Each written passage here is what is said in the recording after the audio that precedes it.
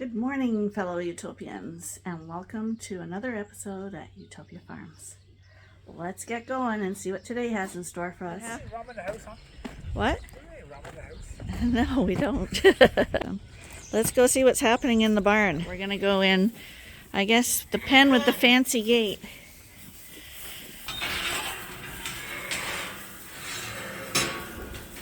Don't you come out. Go slowly along the manger.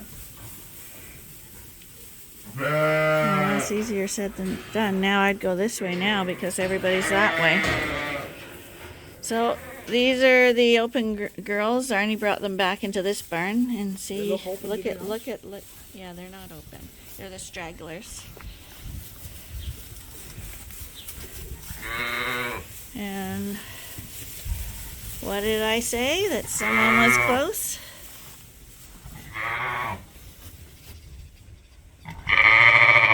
And there she is. Two little lammies.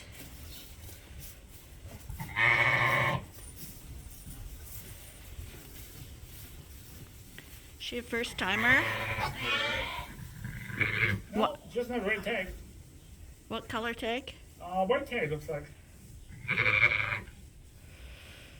So, Well, normally I carry two lambs at once, but they're so big I have to carry one at a time. you think they're big? Huh? You think they're big? I'm so used to seeing the other lambs now that seem humongous that these guys all look like little guys. They look little, huh? Yes, they do look little. Oh, she doesn't look like she's too happy about that. Look at this lamb here. Got a little lamb right there. Are you bringing them both or just one? I'll come back to this other one right now. Okay, she's coming with you. She's favoring one already. No, she's not. So he'll take that one away. I'll just guard this one here. Because when you have a camera, you don't have hands free. Hi, little fella. How you doing? What do we have here? Let's see what we have here. Oh, we have a little girl. We have a little girl. Hi. How you doing? You were born on a nice warm day. Yes, you were. Here come the rest. And part of the sack is still, it didn't break here. This is the water sack here. So there's still some fluid left in it. So you can see what a sack looks like when it's coming out. A lot of times when they hit the ground they just break. But this is what you'd use for fostering a lamb. If you wanted to do that, you take that fluid and you pour it over the lamb so the mom thinks it's hers. Oh, honey, you look like an angel now. You look like a little angel.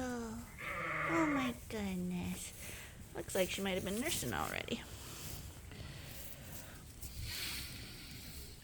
It's a little girl. I think she has two females. Well, that's good because that whole pen was males. I have to check the records to see if this is a felon lamb. She's looking pretty sharp there now. Let me get her. Uh-huh. Because she's looking awfully cute like that. Oh my goodness. You're so lovely. You're so lovely. Look at the camera. Poor thing. It could be a felon lamb or a hero lamb. I have to check my dates. This actually could still be felon.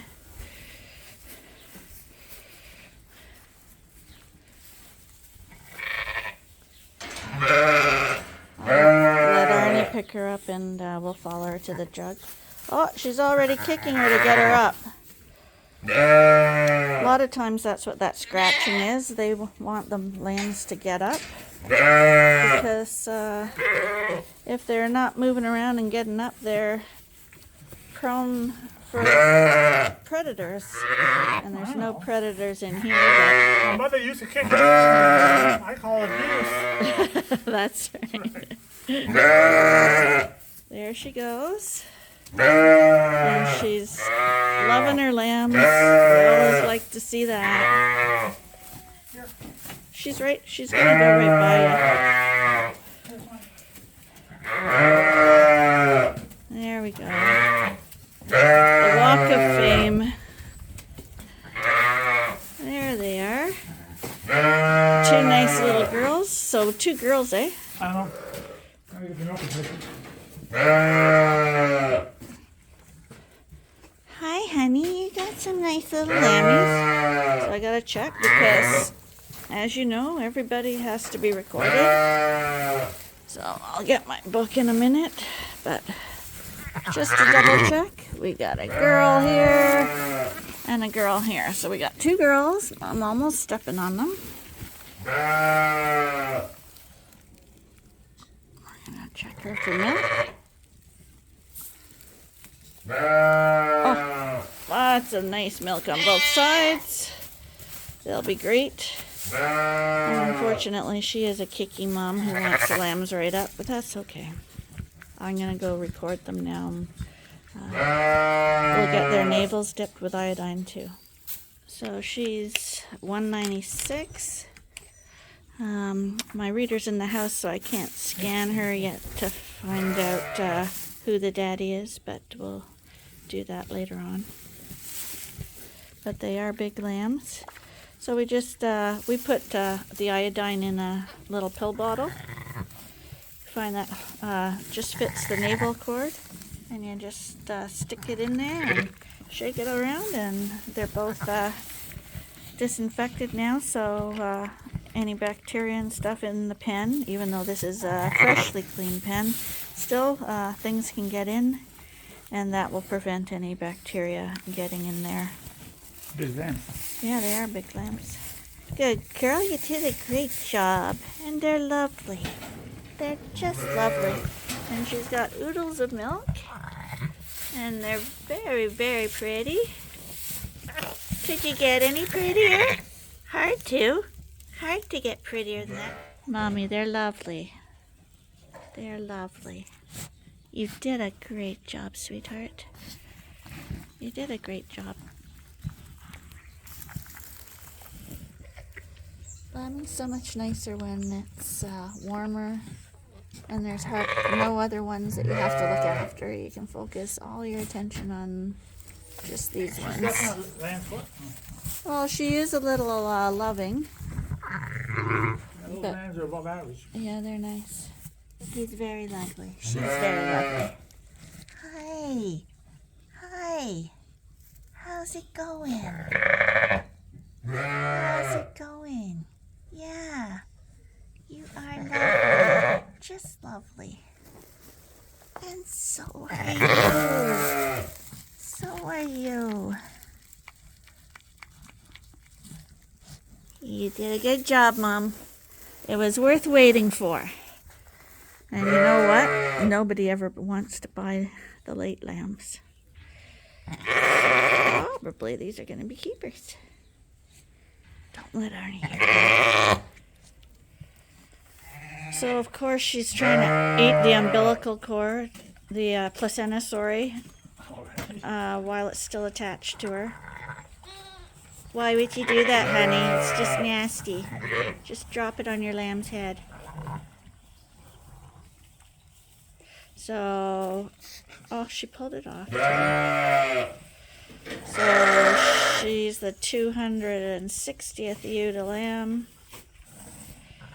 And we thought she was from Felon, but she's not. She's from General. So these both are General's lambs. General's our ram? Yep. General is a half brother to Gladiator. Yeah, they're long lambs. Yeah. She emptied out or what? Yeah, see, that's why you want your ewes in good condition. She's well fleshed out, like she's not skinny, but see, the lambs would have made her look round, and she's just sunken right now. You see how big that loin is? Yeah, really, really obvious how big. So all the weight, the muscle go right back in that loin. How wide it is. You can see now, very obvious. And yeah, she's a really showed you. These look like really long, good lambs. And see, this is the difference between Suffolks and Dorsets, who we've yet to do our video on Dorsets, but it'll be coming up soon. But Suffolk lambs are born, they've eaten, and they're chilled. Like, not chill as in cold, but just relaxed. Like they're laying down here. Gives mom a lot of time to recuperate and look after them and stuff. But in general, if I was looking down on a pen of Dorsets or Dorset Frito crosses, the lambs would be up and pounding at mom, trying to nurse and running around and screaming. They're screamers. Suffolks are so quiet and dignified. But you always know when you walk in the barn and you got Dordo lambs on the ground. The screaming. We had one that had triplets once, and it was head first. And the lamb was sticking out, and it was already screaming as it was sticking out there. It was kind of spooky. And when you went to try pull it out, she actually tried to suck on your fingers. That was actually really scary because it was head first, and you had to manipulate and try get those other legs out to get the lamb. And I mean, it's one thing if you don't see it, but when you know it's alive and screaming and hungry right away, it gets pretty nerve-wracking when you might have to push it back in a bit to get its legs.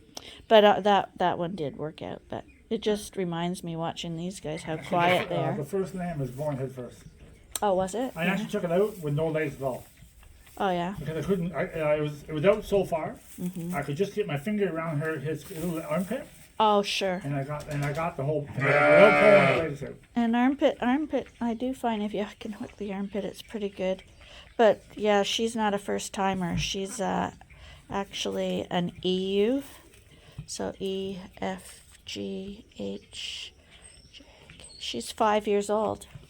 So she's obviously going to deliver lambs a lot easier because she's had lambs for quite a few years now, and plus those wide hips, she's got everything going for her for having good lambs. We're hoping to get on the fields fairly soon. I mean, the temperatures are starting to warm up a little bit. Rain is a constant problem, so we are waiting for our fields to dry up, and as you can see, every day pretty well is rain day or cloudy day. But we gotta assume that we are gonna get some good weather, and once the good weather arrives, we have to be prepared because we gotta get that barley seed in. Barley does best in cool, damp weather. So we got to get it in, and in order for these tractors to get onto those fields in the damper conditions, you got to have your dual tires on. So those are the tires over there. So Arnie's going to put the duals on so we can start preparing for putting in our crops.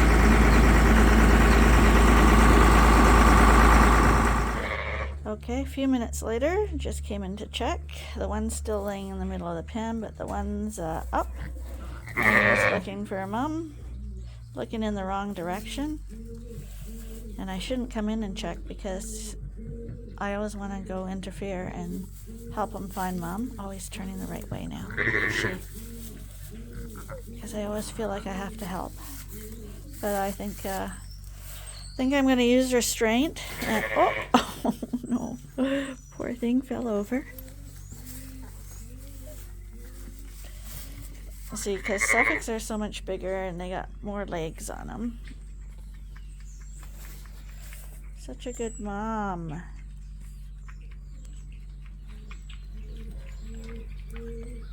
Got a little bald patch on his head. That doesn't mean anything. It's just... Oh, and a yawn.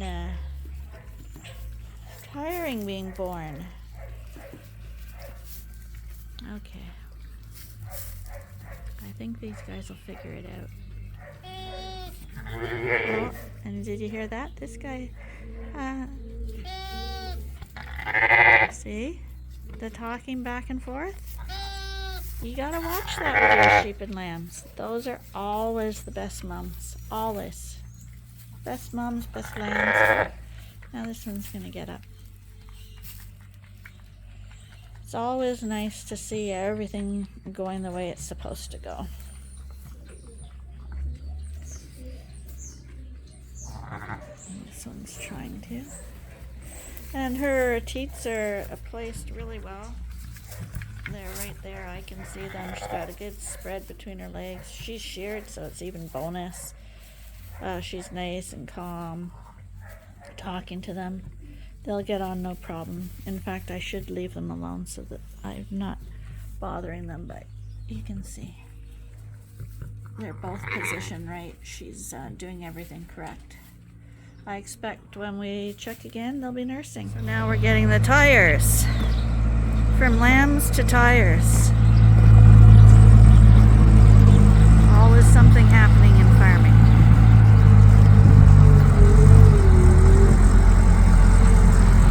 So the duals, you put them on your tractors to avoid compacting the soil too much, because you do all that work to get it cultivated and nice and soft and ready for the seeds to go in.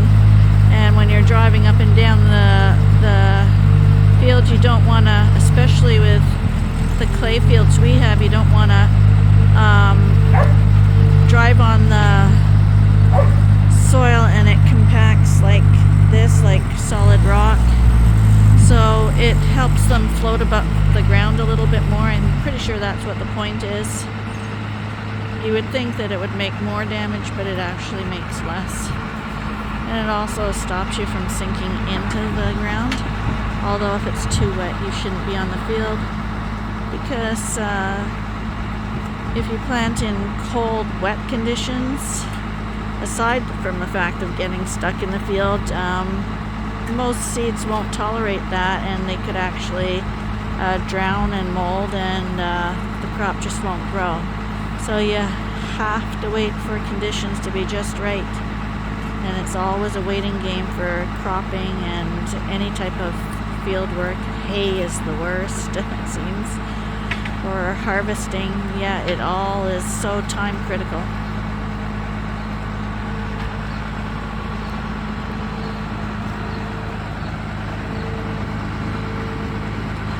And these tires are extremely heavy.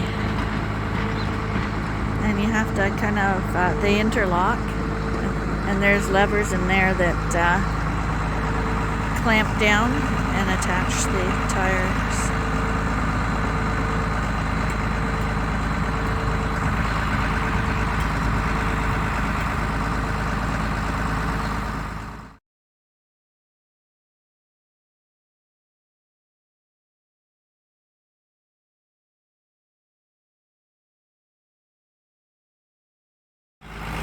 And you see these are all little clamps that he levered on there. You can see them close to.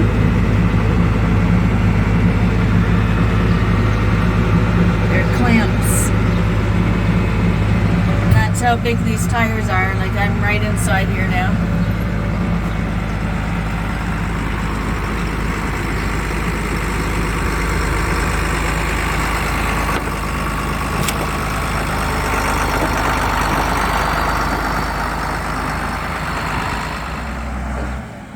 That's one tire on, so now he's got to back up and put the other tire on. And he put those boards there because there's a bit, he wants that tire raised off the ground a little bit to interlock it with the tire he's going to attach to it.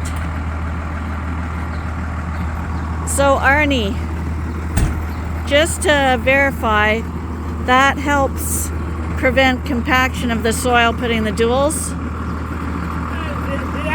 It'll actually give me more traction. I won't spin as much, but I'm not going to spin really much anyhow. But it actually less compaction on a square inch. Yeah. So your field less. That's Okay, that's what I said. I just wanted to double check that. So I'm liable to say something wrong.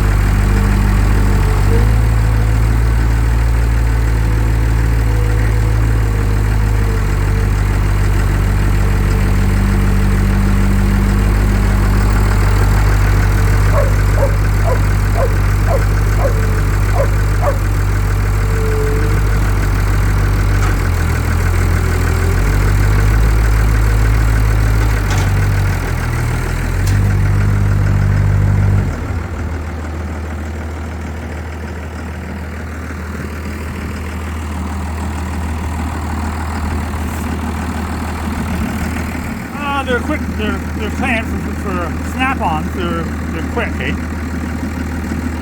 A little corroded.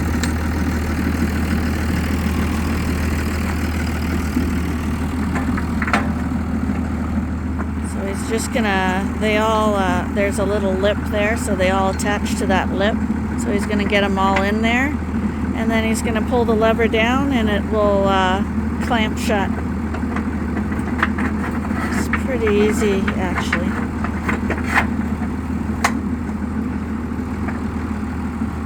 Kind of like the tie wraps that you use to put at the back of your pickup truck to hold stuff down. It's the same thing, same mechanism.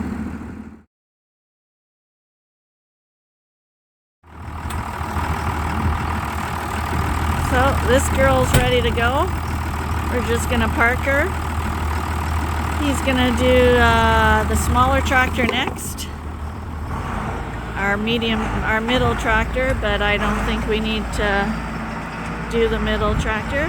It's the same idea. That's what it looks like with the duals on. So the reason he parks the tractor up front now is because when the neighbors drive by, they can see he's ready to go. Because in farming, they don't talk to each other or socialize or do anything like that. But I'll tell you, when the weather dries up and someone drives by with their tractor or with the whatever it is hooked to the back, everybody goes crazy. They got to compete with each other. Oh, so-and-so's on the fields. We got to go. He's going to beat us. Well, you got to drive the cultivator on and drive around the block. It just stirs every farmer right up. They can't figure it out. Yeah, it's always competition. I don't know. Checking on them. There they are laying together. I don't know if you can see this one. His legs up on his mom's belly. Her leg. And the other one, hopefully, is under the feeder. Oh, yeah, there it is. Hard to see. But they're snuggled up with her, doing good.